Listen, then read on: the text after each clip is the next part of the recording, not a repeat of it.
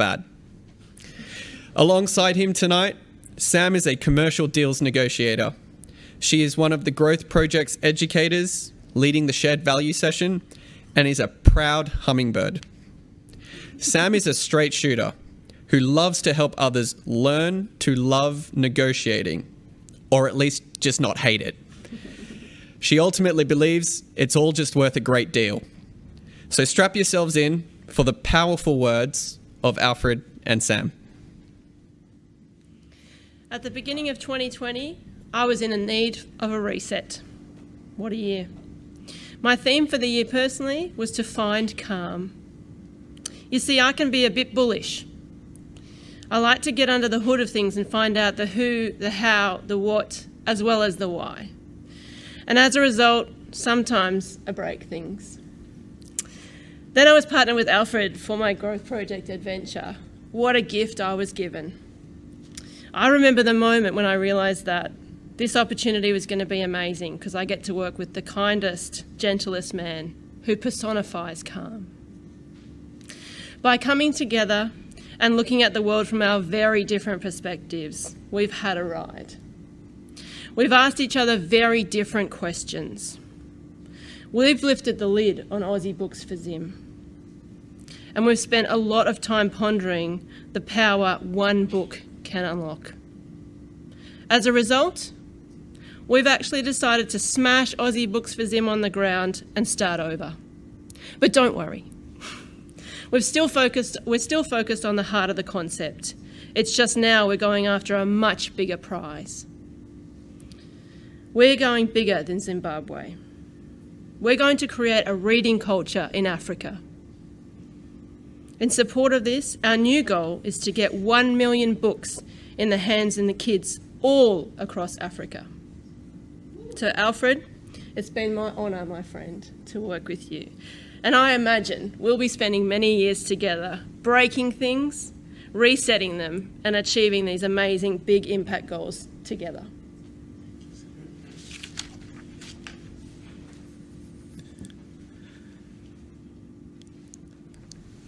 I remember my first day of school as a 6-year-old boy in Mudzi, Mavurazi Primary School to be specific.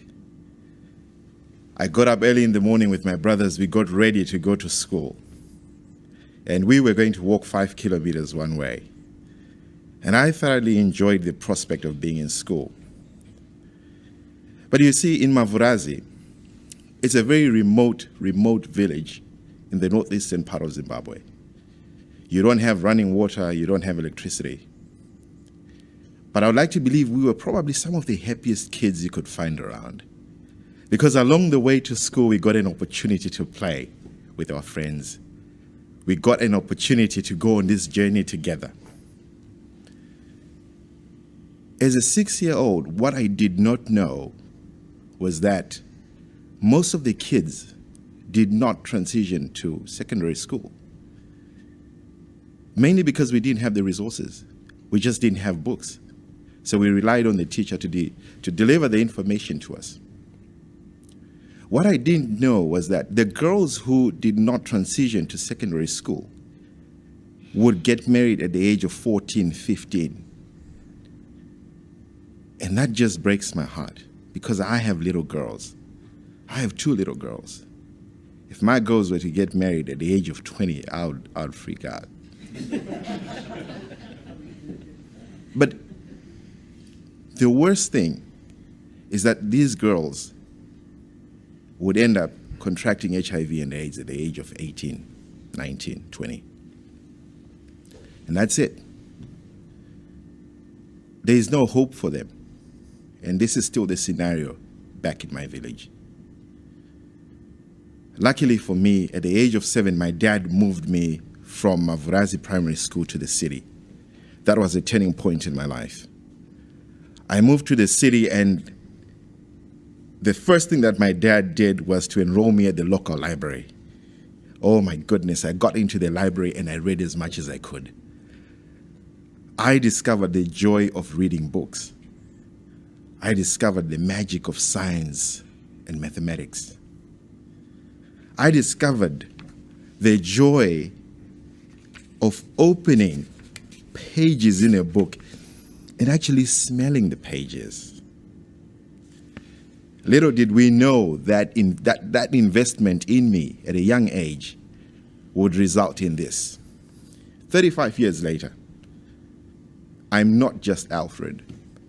I'm not just that little boy from Avrazi Primary School anymore. I'm Dr. Alfred Chidembo. None of this would have happened if I had not had access to books like these. This is actually one of the books that I read when I was in grade 1, grade 2. None of it would have happened.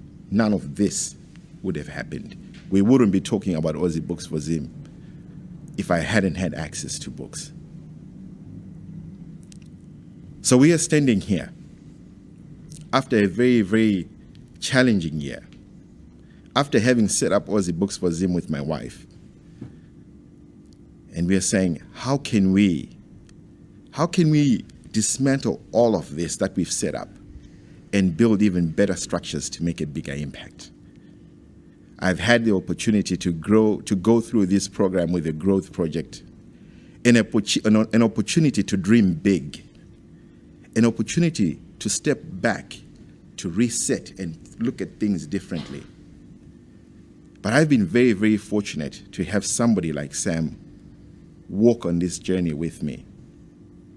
And as she's rightfully pointed out, this is not the end of that journey. It's only the beginning. So what my dad did for me by taking me out of that village at a young age is what we are doing for kids in rural communities, not only in Zimbabwe, but in Africa.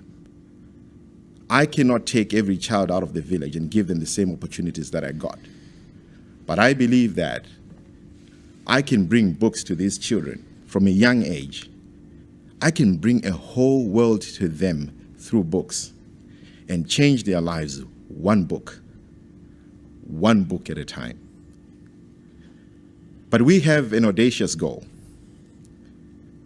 We want to deliver 1 million books, 1 million books in the hands of 1 million children. And I know that's going to happen because I've met some amazing people here who are going to help me do that. And when that day comes, we will be standing under the African sun with a big smile on my face, looking at the camera. And standing right next to me is going to be Larry, Sam, and Felice. But not only that, that frame can be made even bigger to accommodate each and every one of you who wants to be part of this journey. Any one of you who wants to help us make an impact to change lives the way my life was changed. To give somebody the gift of a book. So wherever you may be, wherever you are, I'm going to ask you to take a step back. Remember where you started off. Reset. Reset. Imagine the possibilities and take action. Take flight and make change wherever you are. No matter how small your community is, no matter how small your circle of influence is, start somewhere. Thank you.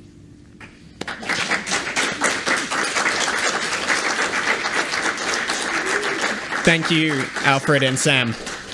Well, everyone, that brings us to the end of the Hummingbird presentations and to the end of the Growth Project.